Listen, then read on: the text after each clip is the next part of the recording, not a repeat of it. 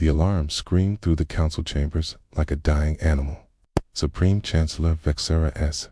6 tentacles twisted in panic as the emergency signal pierced through every security barrier LA had built over 3,000 years. The massive holographic display flickered and died, then came back to life, showing something that made her blood run cold. Earth, the blue marble that had caused them so much trouble, was now broadcasting directly into their most secure networks. The humans had broken through defenses that should have been impossible to crack. How did they get past our encryption? Chancellor Vexthora demanded, her voice carrying the authority of someone who ruled over 400 worlds. The technicians around her scrambled at their stations, their various alien forms creating a chaotic symphony of movement. "We don't know, Chancellor," replied Chief Engineer Mordok, his crystalline body resonating with fear.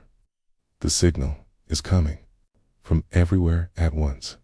Every human settlement, every ship, even their mining stations are broadcasting in perfect synchronization." The hologram stabilized, showing a human woman in a crisp military uniform. Her black hair was pulled back severely, and her dark eyes held no warmth. Behind her stood the flags of Earth's United Nations, but the symbol that dominated the backdrop was new. A black circle with a white skull, surrounded by stars that looked more like weapons than celestial bodies. "I am Admiral Park Ji Woo of the United Earth Space Command," the woman said, her voice calm and steady. "This message is being sent to every member of the Galactic Council simultaneously. You cannot block it. You cannot trace it. You cannot stop it." The council members shifted uneasily in their seats. Some were tall and graceful, others short and stocky. Some breathed oxygen, others required different atmospheres, but they all shared one thing now: fear. "For 50 years, you have called us dangerous. You have called our world a death trap. You have told the galaxy that humans are too violent, too unpredictable, too savage to be allowed to expand beyond our solar system." Admiral Park's expression never changed, but her words carried the weight of accumulated anger. "You have quarantined us like a disease." Chancellor Vexthera tried to interrupt the broadcast, but her technicians shook their heads. The signal was too strong, too well protected. The humans had learned much in their isolation. "You have allowed your member species to mine our asteroid fields while forbidding us to leave our system. You have taken our resources while giving us nothing in return. You have treated us like criminals for the crime of being born on a world that made us strong." The display shifted, showing images of human colonies being raided by council ships, mining platforms being destroyed, human traders being turned away from alien ports. The evidence was overwhelming and undeniable. "We tried diplomacy," Admiral Park continued. "We sent ambassadors, we offered trade agreements, we promised to follow your laws, to respect your boundaries, to prove that we could be peaceful neighbors." The image changed again, showing Lee So-young, Earth's former diplomatic attaché, being escorted out of the council chambers in restraints. Her crime had been protesting the seizure of a human medical ship that was carrying supplies to a plague-stricken world. "Your response was to increase our isolation, to declare us a threat to galactic peace, to vote unanimously that humanity should remain confined to Earth until we could prove we were civilized enough to join your society." Chancellor Vexthera's tentacles writhed with growing dread. She remembered that vote. It had seemed so reasonable at the time. Humans were violent. Their world was dangerous. They needed to be controlled. Today, the United Earth Space Command and the governments of all Earth nations have reached a unanimous decision of our own. The display zoomed in on Admiral Park's face. Dark eyes seemed to look directly at each council member. "We have decided that you are all valid targets." The words hit the chamber like a physical blow. Council members began shouting in dozens of languages, their voices creating a chaos of fear and outrage. "You wanted to see us as monsters," Admiral Park said, her voice cutting through the noise. "You wanted to treat us as a threat to your peaceful galaxy. Very well, we will be what you made us." The display shifted once more, showing star charts. Red markers appeared on system after system, each one marking a council world or installation. Effective immediately, the United Earth Space Command no longer recognizes any distinction between council, military, and civilian targets. Your miners, your traitors, your diplomats, your children, all of you chose to see us as inherently dangerous. All of you voted to keep us caged. All of you are now enemies of humanity. Captain Kim Tae-ho sat in his command chair aboard the U.S. Indomitable, watching the same broadcast that was paralyzing the council. His orders had changed 30 minutes ago. No more exploration, no more peaceful contact. The war had begun. "Captain," his communications officer called out, receiving new targeting data from Earth Command. Multiple council installations. In this sector, Kim Tae-ho nodded grimly. He had spent 10 years trying to prove that humans could be trusted. 10 years of following council regulations, of being turned away from their ports, of watching his people suffer under their restrictions. "Begin preparations for combat operations," he ordered. "Send a message to all human vessels in this sector. The gloves are off." Back in the council chambers, Admiral Park's message continued. "You called our world a death world because it made us strong.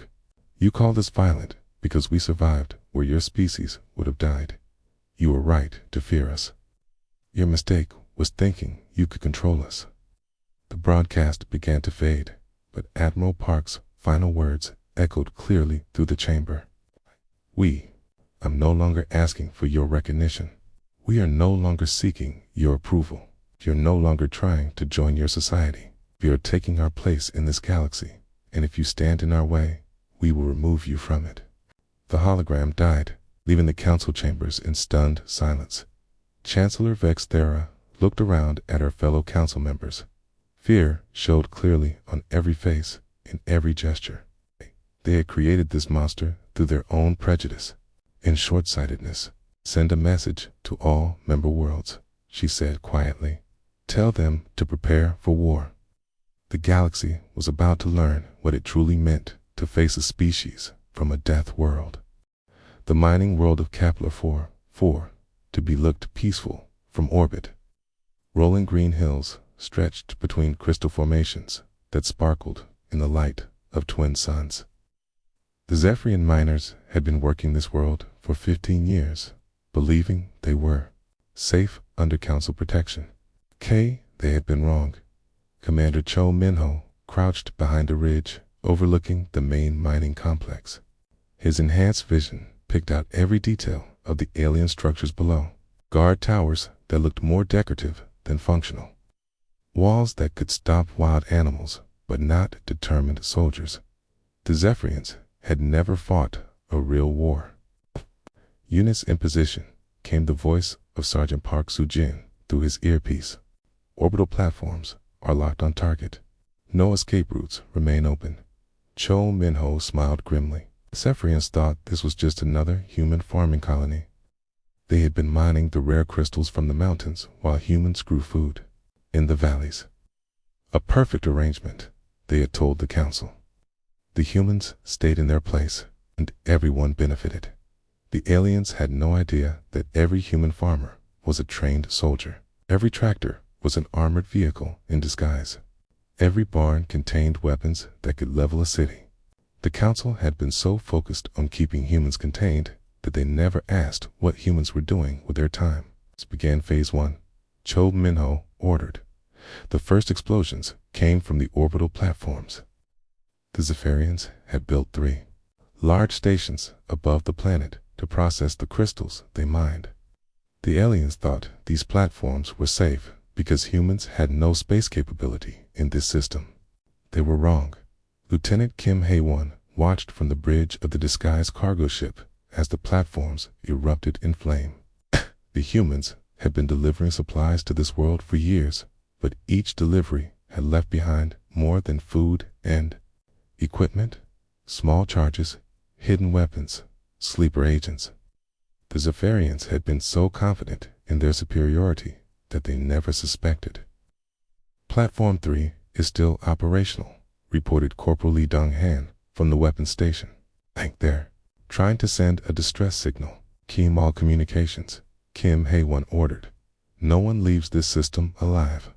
Down on the planet's surface, the Zephyrians were finally realizing their danger. Their tall, graceful forms moved with panic as explosions rocked their mining complex. They had always been a peaceful people, solving problems through discussion and compromise. They had no experience with the kind of warfare that humans brought to their world. Mining supervisor Velterra stumbled out of her office as the building shook around her.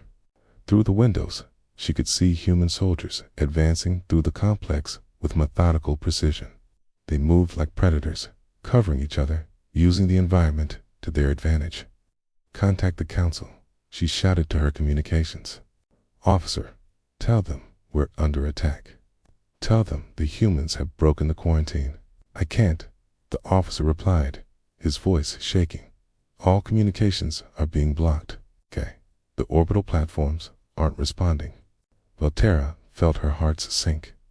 The council had promised protection. They had said humans were contained and controlled. But the soldiers moving through her facility fought like nothing she had ever seen. They used weapons that seemed designed to cause maximum terror as much as damage. Commander Cho Min-ho led the assault on the main administrative building. The Zephyrians had barricaded themselves inside, but their barriers were meant to keep out wild animals, not human military engineers. Explosives opened holes in the walls, while smoke grenades filled the corridors. "Hey, please," called out Administrator Dexman as human soldiers surrounded him. "We're not military, we're just miners. We have families." Cho Min-ho looked at the tall alien without emotion. "So did the humans you displaced when you took this world. So did the families on the ships your council destroyed." Did you think about their families then?" The administrator's translator struggled with the human concept of revenge. Zephyrians had no equivalent in their language. They had never needed one. "The council told us this was legal," Dexman said desperately. "They said humans agreed to this arrangement." The council lied, Cho Min-ho replied. "Shh. They told you what you wanted to hear, so you would take our resources and give them to your people. Now you'll learn what it means to be on the wrong side of human justice." The systematic destruction of the mining complex took 6 hours. Every building was cleared. Every piece of equipment was either captured or destroyed. The Zephyrians who survived the initial assault were herded into the central plaza, where they waited in terrified silence. Park Soo-jin approached her commander with a tablet showing casualty reports. 47 enemy killed, 133 captured. No human casualties. Cho Min-ho nodded. The enhanced soldiers under his command had trained for this mission for years. They knew every corridor, every weak point, every hiding place in the complex. The Zephyrians had never stood a chance. "What about the orbital platforms?" he asked. "Destroyed. Lieutenant Kim reports complete success. The cargo ship is moving to the second phase of operations. Above the planet, Kim Hae-won was already preparing for the next step. The destruction of the mining operation was just the beginning. The real message would come when the Zephyrian transport ships arrived. "Contact Earth Command," she ordered. "Tell them Kepler-4 for to be is secure. Request permission to proceed with Phase 2. The response came back quickly. Admiral Park Ji-woo's voice carried the weight of humanity's new determination. "Permission granted. Show them what happens when they underestimate DEATHWORLDERS." The Zephyrian transport convoy dropped out of hyperspace, expecting to find a routine mining operation. Instead, they found their orbital platforms destroyed and their ground facilities in human hands. The cargo ship that had been delivering supplies for years was now revealed as a military vessel, bristling with weapons. Captain Morkith of the transport ship tried to flee, but human fighters launched from hidden bases around the system. The Zephyrians had superior technology, but humans had superior tactics. They used the asteroid fields and gas giant moons as cover, striking from unexpected angles. "Surrender now, and you will be treated according to the laws of war," came the human transmission. "Continue to resist, and you will be destroyed."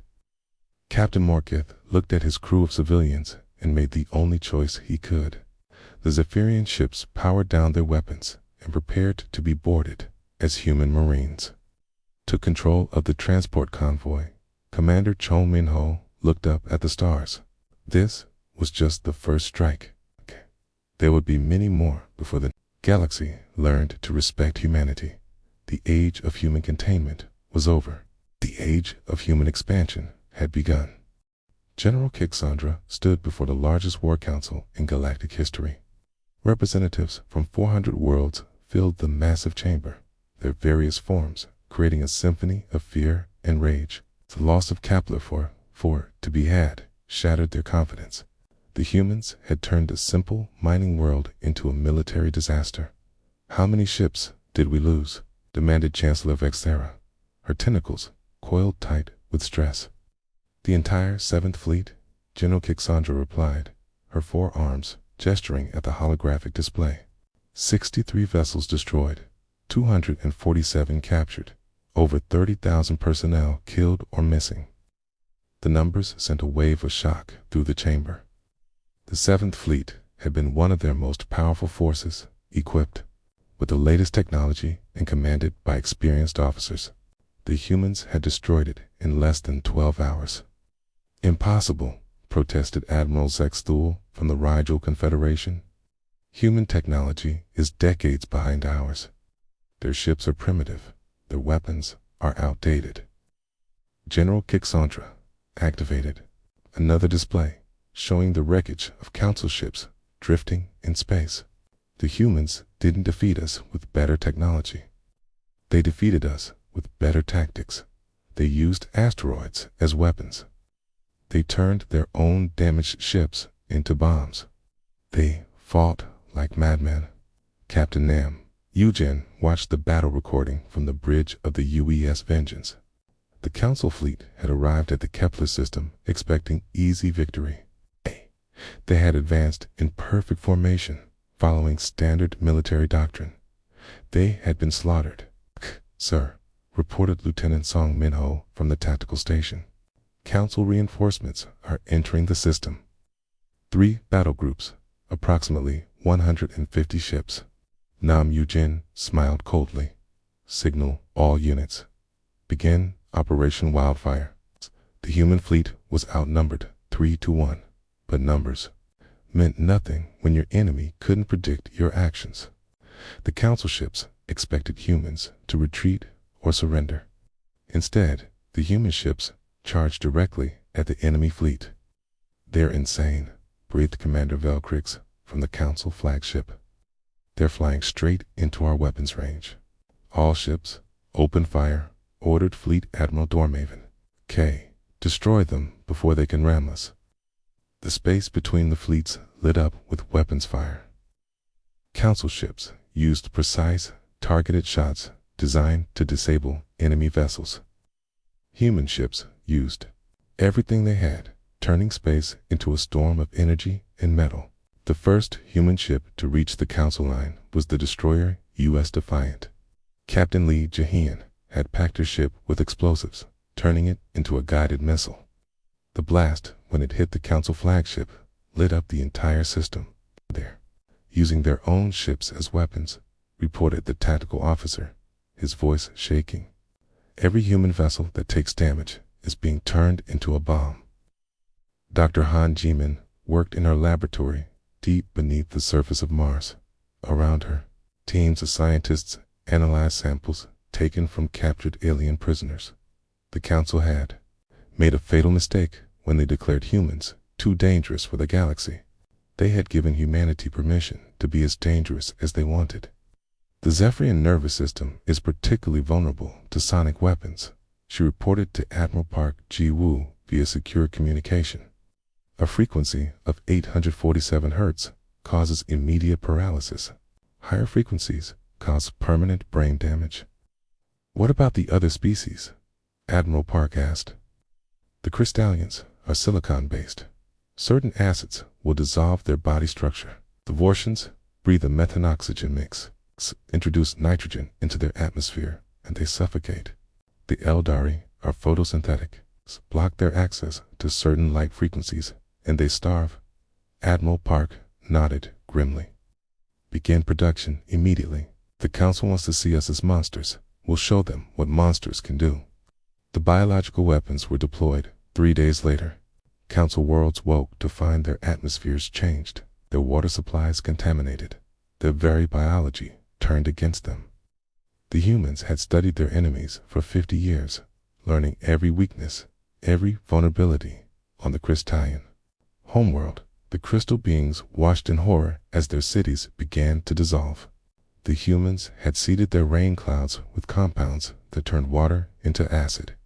Buildings that had stood for thousands of years crumbled to dust in hours. How did they know? Demanded Prime Crystal Mordenic as his palace walls began to melt around him. Our biology is classified information. Only the Council's medical division had access to it. His aide, a younger crystal named Velcorin, gestured weakly at the dissolving walls. The humans have been members of the Council's medical exchange program for 30 years. They said they wanted to learn how to treat alien injuries. The truth hit Mordendic like a physical blow. The humans had been preparing for this war for decades. Every cultural exchange, every medical cooperation, every diplomatic mission had been gathering intelligence. The Council had welcomed their enemies into their homes and showed them exactly how to destroy them. General Kixandro watched the reports flow in from across the galaxy. 14 Council worlds under attack simultaneously. Their fleets scattered and confused. Their populations fleeing in panic. The humans were fighting a war unlike anything in galactic history. They don't follow any of the established rules, she reported to the emergency session. They target civilian populations. They use biological weapons. They turn their own ships into bombs. They fight like they have nothing to lose. 'Cause they don't, replied Dr. Dexmarin, the Council's chief xenobiologist. We've been studying their homeworld for 50 years. Earth isn't just dangerous because of its environment. It's dangerous because of what living there does to a species. The display showed images of Earth's history, its natural disasters that killed millions, its diseases that wiped out entire civilizations, ice ages that lasted for millennia, its asteroid impacts that changed the face of the planet. Humans are the survivors of countless extinctions, Dr. Dexmarin continued. Their entire evolution has been shaped by catastrophe. They don't just expect to die fighting. They expect to take their enemies with them. Chancellor Vextera looked around the chamber at her fellow council members. Fear showed clearly on every face. They had created this situation through their own prejudice and short-sightedness. Open a channel to Earth, she ordered. Perhaps we can negotiate. The response came from Admiral Park Ji-woo herself. Her image appeared on the main display, cold and unforgiving. There will be no negotiation, she said simply. You had 50 years to treat us as equals. You chose to treat us as prisoners. Now you will learn what it means to be prey. The transmission ended, leaving the council chamber in stunned silence. The galaxy's greatest civilization was losing a war to a species they had dismissed as primitive savages. The humans weren't just fighting back. They were winning. Admiral Song Kyang-soo stood before the holographic map of human space, watching as red markers spread across the galaxy like a deadly infection. Each marker represented a human settlement that had revealed its true nature. Mining colonies became weapons factories. Research stations became military headquarters. Trading posts became forward bases for human expansion. The Death World Doctrine is now in full effect, he announced to the assembled commanders. Every human settlement is a fortress. Every civilian is a soldier. Every resource is a weapon. The galaxy wanted to see us as inherently dangerous. We will show them they were right. The doctrine had been developed in secret over 30 years of isolation, while the Council believed humans were contained and controlled. Earth's best minds have been planning for this moment. Every human who left Earth carried hidden orders. Every settlement was built with warfare in mind.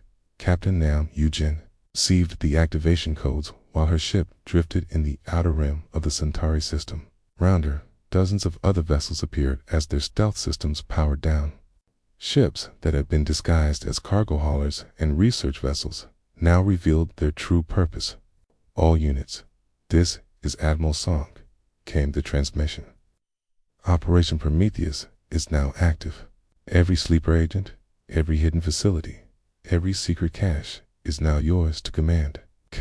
Nam Yujin smiled as she looked at her star charts. Kay still had no idea how deep human infiltration went. For decades, humans had been working on alien worlds, building their facilities, maintaining their equipment, earning their trust. Now all of that patience would pay off. Signal the Vika station, she ordered. Tell Director Kim it's time to wake up. Director Kim Woo-jin had been running the deuterium processing facility on Vika Prime for 15 years. The aliens knew him as a quiet, efficient administrator who kept their fusion reactors running smoothly. They had no idea that he had been slowly converting their industrial complex into a military production center. Attention all human personnel, he announced over the facility's communication system. This is not a drill. Initiate Protocol 7 immediately. Throughout the station, hidden panels slid open, revealing weapons caches that had been built into the walls over years of patient construction. Human workers shed their civilian clothes and put on military gear that had been waiting for this moment. The alien supervisors barely had time to understand what was happening before they were overwhelmed. This facility they thought they controlled had been a human military base disguised as an industrial plant. Now it would serve its true purpose. Engineer Oh Sung-min worked in the depths of the asteroid mining station in the Kepler belt. For 12 years, he had been extracting rare metals for the Council, while secretly hollowing out the asteroid's core. What the aliens thought was a simple mining operation was actually a massive weapons platform. Phase 1 complete, he reported to his hidden communication array. The mass drivers are online and ready for targeting. The asteroid belt had been transformed into a ring of weapons pointed at the Council's core worlds. Rocks that had been mining platforms for decades now revealed themselves as mobile fortresses. The humans had turned the galaxy's own resources against it. Captain Lee Hyojin activated the sleeper network from her command center on Europa. Across the galaxy, human agents received their final orders.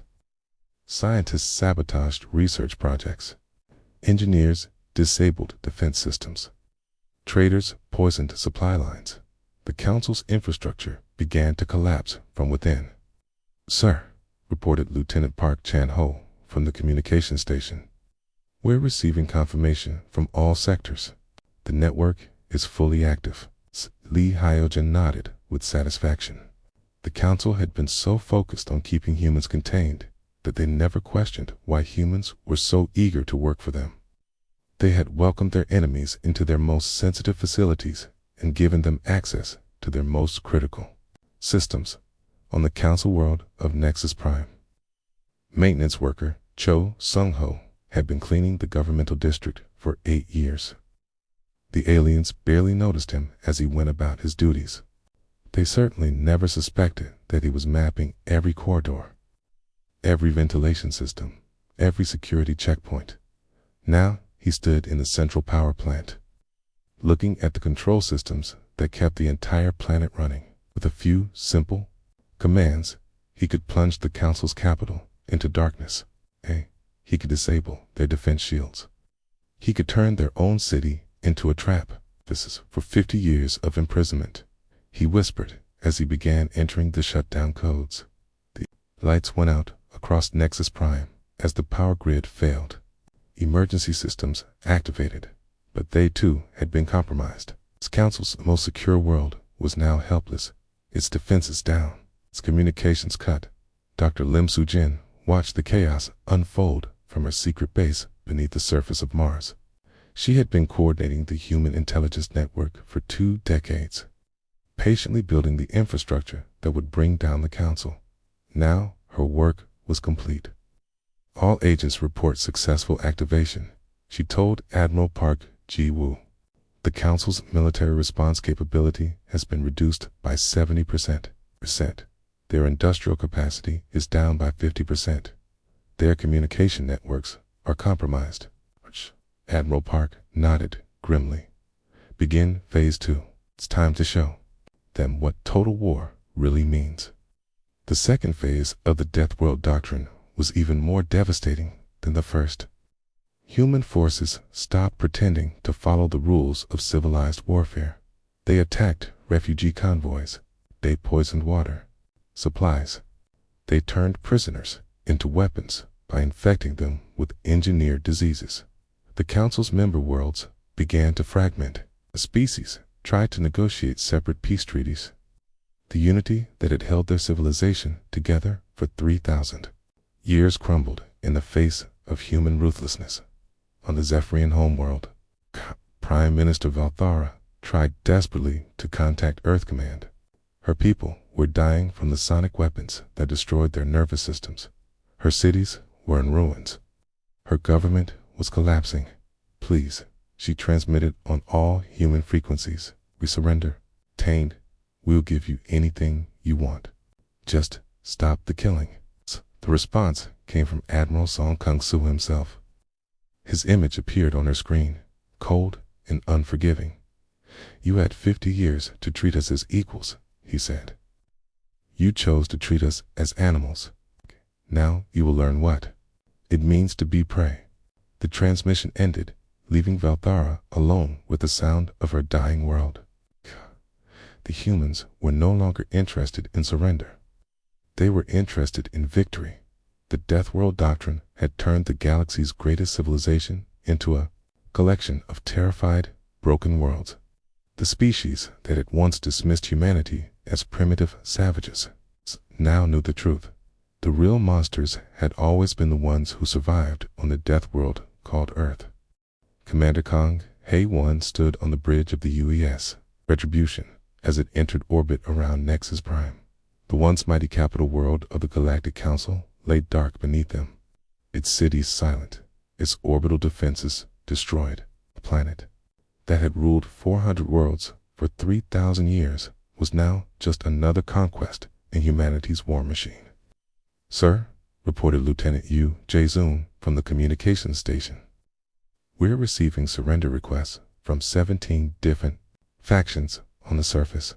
The Council government has collapsed completely. Kong Hae-won looked down at the dying world with no emotion. 6 months ago, this planet had voted to extend humanity's quarantine indefinitely. The delegates had laughed when Earth's ambassador warned them about the consequences. None of them were laughing now. Open a channel to all receivers, he ordered. Let me address what's left of their leadership. The transmission reached every functioning receiver on the planet. In bunkers and shelters, the surviving council members huddled around screens to hear humanity's terms.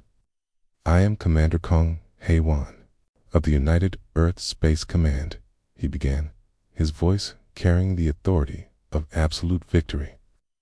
Your military forces are destroyed. Your fleets are scattered.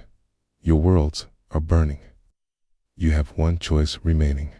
Down in the deepest bunker beneath the capital city, Chancellor Vexthera listened with growing despair.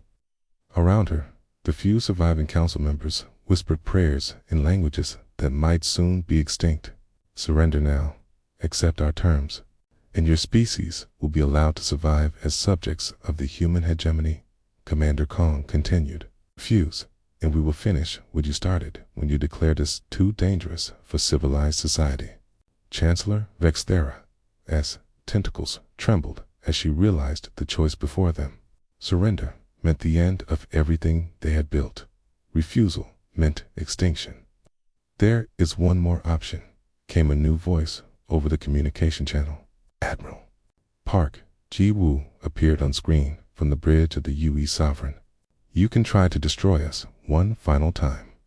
The Chancellor's heart sank as she understood. The humans were offering them a chance to use their ultimate weapon, the planet killer they had kept secret for 1,000 years. It was their last desperate gambit. We know about the Genesis device, Admiral Park said calmly, known for 20 years.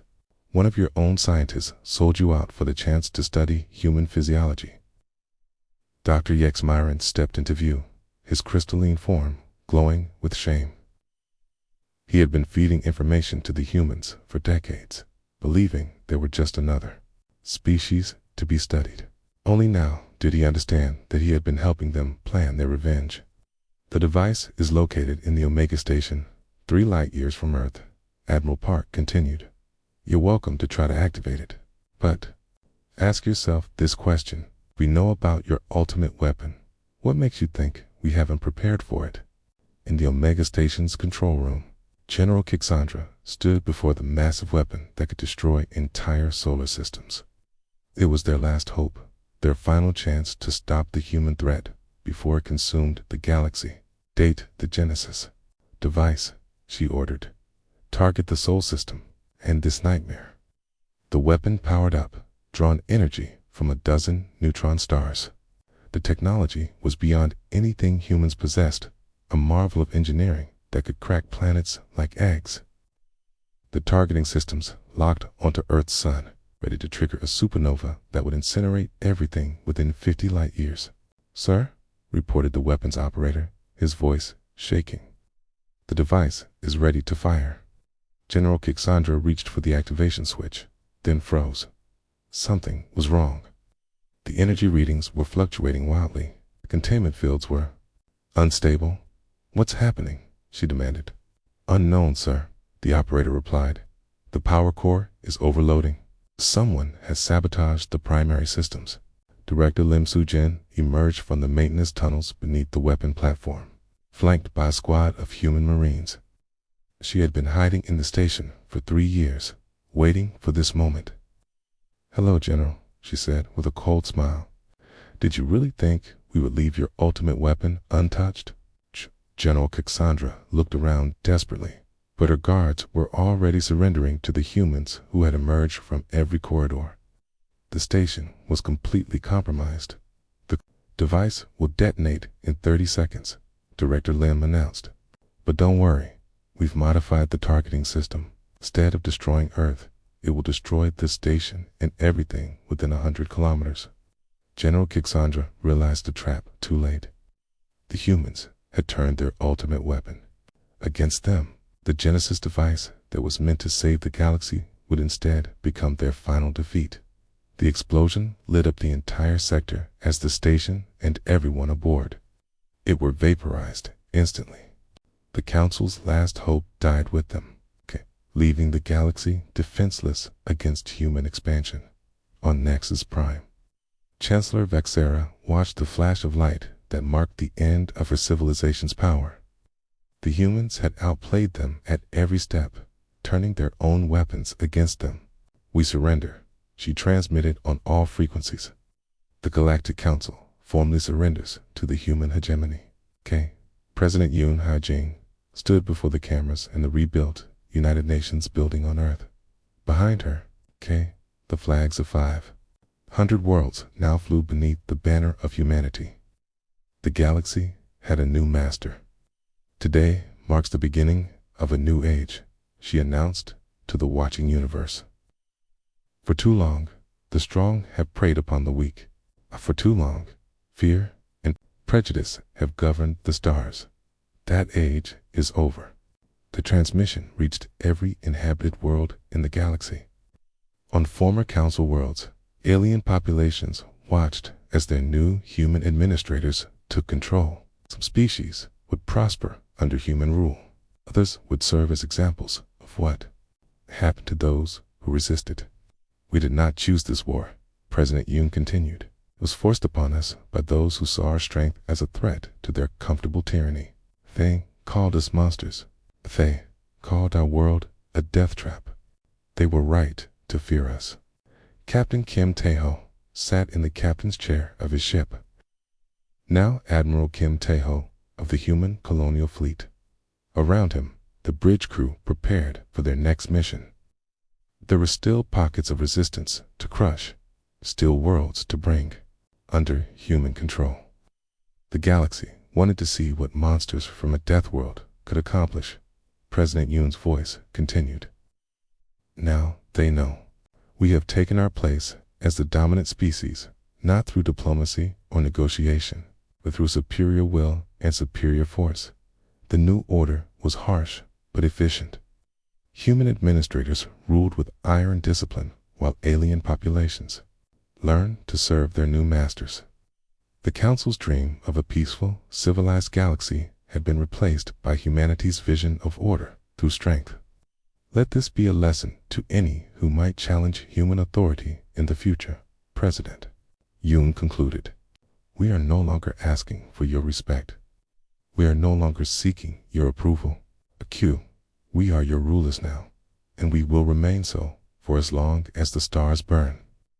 The transmission ended, leaving the galaxy in silence. The age of the Council was over. The age of humanity had begun. The DEATHWORLDERS had inherited the universe.